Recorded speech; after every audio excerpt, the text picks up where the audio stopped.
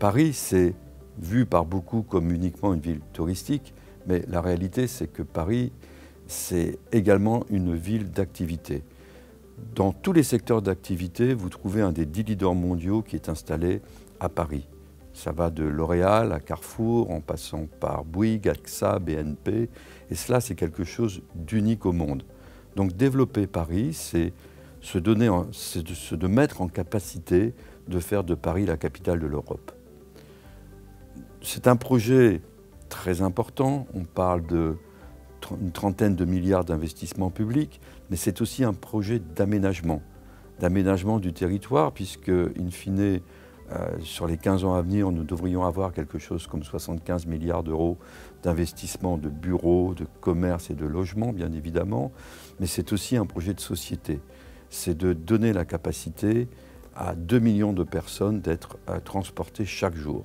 Si l'on compare avec le Grand Londres, c'est 500 000 personnes, 500 000 voyageurs par jour. Le Grand Paris, ce sera 2 millions de personnes. Donc de créer ainsi le Grand Paris avec des hubs, c'est-à-dire pour tout ce qui est autour de Saclay, la recherche, tout ce qui est autour de Villejuif, la médecine, tout ce qui est autour du Bourget, l'aéronautique, ou encore vers la plaine Saint-Denis autour des médias. C'est également de créer des conditions d'une sérendipité optimum, aussi bien pour les habitants que pour l'activité économique. Voilà, donc c'est un enjeu qui est unique, probablement au XXIe siècle, et dans laquelle Paris s'est doté des moyens, aussi bien financiers que politiques, pour réussir ce projet.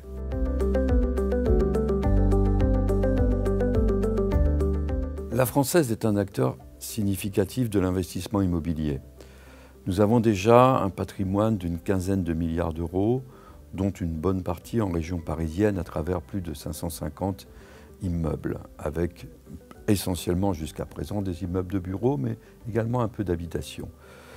Jusqu'à présent, nous intervenions essentiellement, ou pour ne pas dire uniquement, par l'acquisition d'immeubles ayant vocation, étant déjà construits ou en train d'être construits, ayant vocation à être loués afin de délivrer des revenus récurrents aux investisseurs, qu'ils soient des institutionnels ou des personnes privées. En l'espèce, le projet du Grand Paris va être organisé différemment, aussi bien par les pouvoirs publics qui ont décidé de fonctionner par appel à projet, puisqu'il ne s'agit pas ici de développer un immeuble ou d'acquérir un immeuble, mais de développer des écoquartiers, et d'autre part, pour la Française, de se positionner comme un investisseur très en amont, en ayant une activité de foncière. Donc, concrètement, pour la Française, il s'agit d'une part, bien évidemment, de créer une SCPI qui pourra investir ou qui investira dans le Grand Paris, qui sera dédié au Grand Paris, mais surtout, et peut-être de manière plus originale, de participer à l'élaboration de ce Grand Paris en développant une foncière.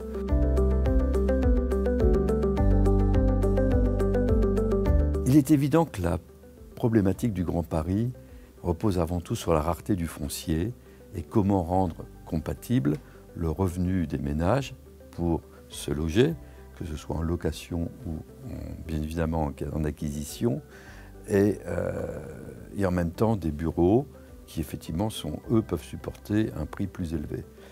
Il faut créer des quartiers, il faut créer des centres de vie, et des centres de vie où les gens puissent en même temps travailler. On voit bien également que les modalités de travail évoluent, des centres de loisirs et des centres d'habitation, et que tout cela doit vivre ensemble. L'approche que nous avons retenue, pour ce qui concerne le logement, qui est le premier poste de dépense des ménages, a été de dire nous allons créer un système de propriété à vie qui repose sur un concept qui est à mi-chemin entre le leasehold anglais et le système des hospices de Lyon, dans lequel la personne peut acquérir pour une durée prédéterminée la propriété et donc l'usage de leur logement.